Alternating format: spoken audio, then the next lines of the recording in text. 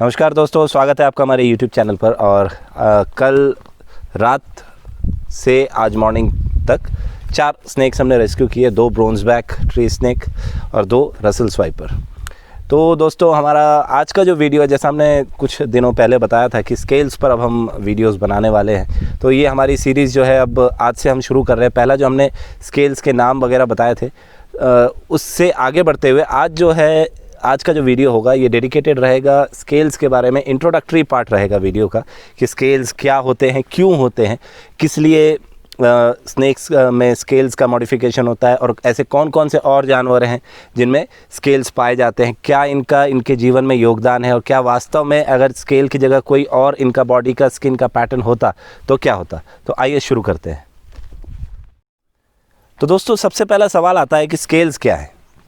Scales actual में इंटीग्यूमेंट्री system होता है हर लिविंग स्पीशीज़ की बॉडी का, जो प्रोटेक्शन का काम करता है। जैसे हमारे शरीर में अगर आप देखें, ह्यूमंस में तो स्किन होती है, पक्षियों में देखें तो उनके पंख होते हैं, वैसे ही रेप्टाइल्स में स्केल्स मॉडिफिकेशन देखने को मिलता है। और स्केल्स का मॉडिफिकेशन ऐसा नहीं है कि सिर्फ रेप्टाइल में है, ये कन्वर्जेंट एवोल्यूशन के अंडर आता है, जिसमें कई सारे ऐसे जीव हैं जिनमें स्केल्स देखे गए हैं, जिसमें मैमल्स भी है, फिशेस को भी देखा गया है, क्योंकि फिशेस में तो आपने देखा ही है कि स्केल्स होते हैं, रेप्टाइल्स में भी स्केल्स होते हैं, और कुछ पक्षियों में भी देखा गया, जैसे मुर्गियां होती हैं, और ऐसे पक्षी जिनको अपने टोज़ जो है काफ़ी हार्डेंड चाहिए होते हैं, जो ज़मीन खोद के पेड़ों की छाल को नोच के, जैसे तोता है, मुर्गियां हैं, ऑस्ट्रिचेस हैं, ये जो जिनके अपने पैर मजबूत चाहिए होते हैं, उनके अपने पैरों में इसका स्केलेशन का पैटर्न आपने देखा होगा।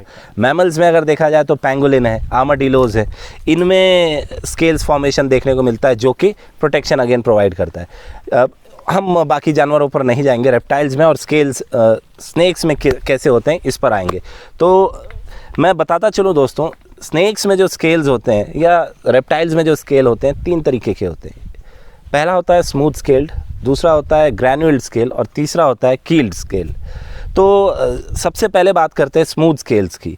ये जो हमने स्नेक पकड़ा हुआ है माफ़ करें, ब्रोंज बैक ट्री स्नेक, इसका जो स्केल्स का फॉर्मेशन है ये स्मूथ होता है।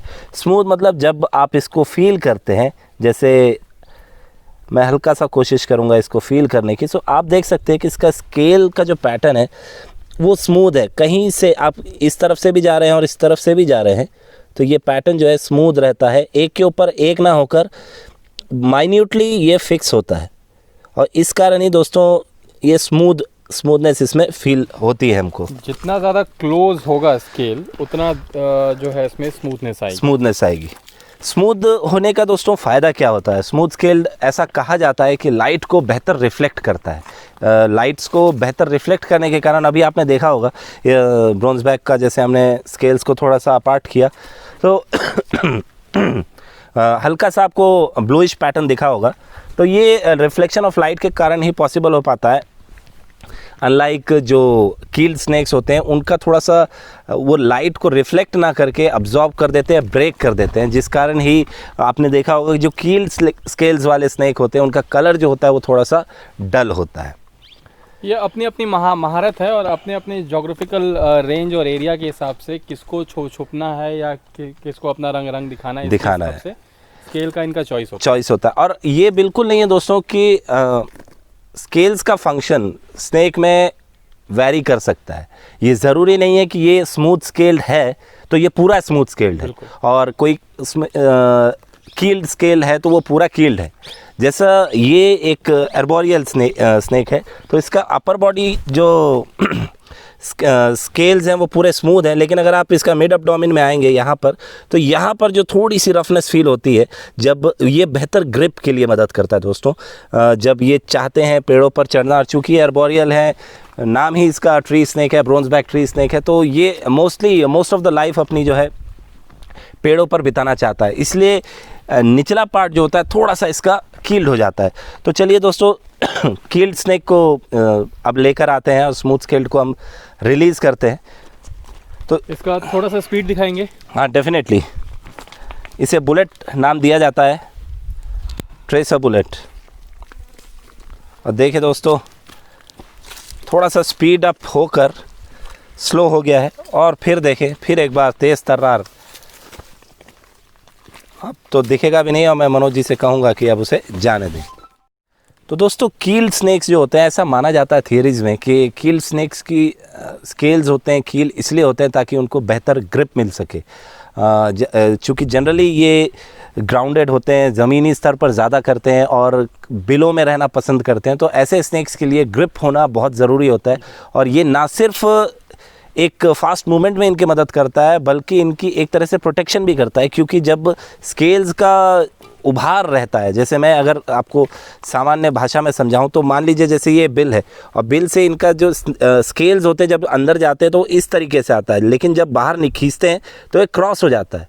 तो एक तरह से इनको बेटर ग्रिप प्रोवाइड करता है, ये वैसा कर सकते हैं। कई बार आपने देखा होगा जो ग्राउंड में रहने वाले स्नेक हैं, जैसे कि रैट स्नेक हो गया या इवन वाइपर्स हो गए, बोआज हो गए, जिनके स्किन जो है वो उभरी हुई होती है, स्केल जो है वो उभरा हुआ होता है, तो वो कई लोग बोलते हैं कि उनको बिल से निकालना ऑलमोस्ट नामुमकिन हो जाता है।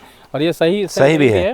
वो एक्चुअली सांप ताकत नहीं लगा रहा होता, उसको ताकत लगाने की ज़रूरत नहीं पड़ती, वो सिर्फ अपने वो स्केल्स की सहायता से अपने आप को बाहर आने से जो है वो रोक लेता है। अभी हम आपको दोस्तों ये एक फ़ोटो दिखा रहे हैं रसेल स्वाइपर की, और इसमें आप देख सकते हैं कि किस तरीके से स्केल्स का जो पैटर्न है वो कील्ड है, एक के ऊपर एक लेयर्ड है, जिसके कारण इसको वो जो एक्स्ट्रा ग्रिप है वो मिल पाती है।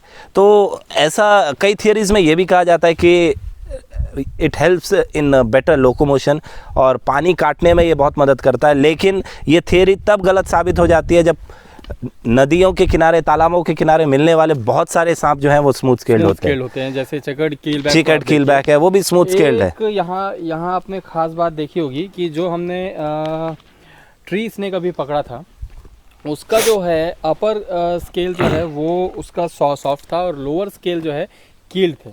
और वाइपर जो हमने पकड़ा, इसमें जस्ट ऑपोजिट होता है, अपर स्केल जो है वो रफ होते हैं, कील्ड होते हैं, और नीचे का जो स्केल है वो सॉफ्ट होता है, ताकि मूवमेंट में उनको हेल्प हो सके। एग्जैक्ट दोस्तों थियरी नहीं है कि फलाने सांप में ऐसा स्केल क्यों है, क्यों रसेल स्वाइपर कील्ड है, क्यों ब्रोंजबैक स्मूथ है, या क्यों अलग अलग है। There are an number of theories you can see. कुछ सांपों में स्केल्स में टफनेस पाई जाती है, लेकिन वो बोन से कनेक्ट नहीं होते। बोन से कनेक्टेड अगर आप देखें रेप्टाइल्स में, तो क्रोकोडाइल्स में होते हैं स्केल जो बोन से कनेक्टेड होते हैं, और टर्टल या टोर्टिस जो होते हैं उनमें कनेक्टेड होते हैं। और ये एक स्पेशल फीचर जो बोन का होता है उसे ऑस्ट्रोडर्म उस एक टर्म है दोस्तों, उसको टर्म किया जाता है। वो हड्डी के जैसा ही दिखता है, और ये स्केल जो क्रोकोडाइल और टर्टल टोर्टिस में होते हैं, इन्हें स्केल्स ना कह के वैज्ञानिक भाषा में स्क्रूट्स कहा जाता है।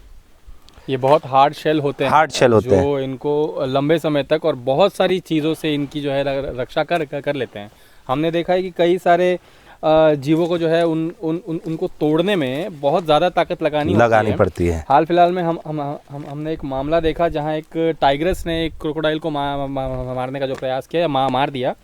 उस दौरान एक केनाइन जो है उसका वो टूट गया। तो आप अंदाज़ा लगा सकते हैं कि वो कितना ज़्यादा हार्ड होता होगा। तो अपना फ़ायदा भी है दोस्तों स्क्रूट्स का, लेकिन अपना नुकसान भी है। नुकसान ये होता है कि आपने देखा होगा कि टर्टल टोर्टिस या क्रोकोडाइल्स जो हैं, अगर ज़मीन पर आकर ये पलट जाते हैं अपनी बैक पर, तो इनको सीधा हो पाना ऑलमोस्ट इम्पॉसिबल होता है। तो ये स्केल्स उनको, स्क्रूट्स जो हैं उनको प्रोटेक्शन तो प्रोवाइड करते ही है, साथ साथ एक तरह का इनका ड्रॉबैक भी है।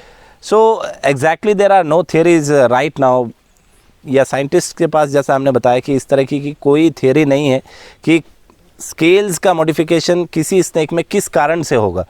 जैसा हमने शुरू में बताया कि कौन सा स्केल कील्ड होगा, कौन सा स्नेक कील्ड स्नेक स्केल्स के साथ पैदा होगा, और कौन सा स्नेक जो है स्मूथ स्केल होगा, या कौन सा ग्रैनुअल लेके पैदा होगा। ये इसके पीछे कोई एग्जैक्ट थियरी नहीं है। It totally depends on what kind of environment, what kind of activity they are having, उनकी एक्टिविटी पर डिपेंड करता है। अक्षय, हमने कील्ड भी दिखा दिया था, सॉफ्ट भी दिखा दिया था, ग्रैनुअल अगर हम कभी रफ स्केल सैंड बोआ पकड़ेंगे तो हम उसको ज़रूर दिखाएंगे। उसके टेल पे जो उभार होते हैं, ग्रैनुअल्स जो होते हैं, वो हम उनको दिखाएंगे वो कैसे होते हैं। बोएड्स में भी होते हैं दोस्तों।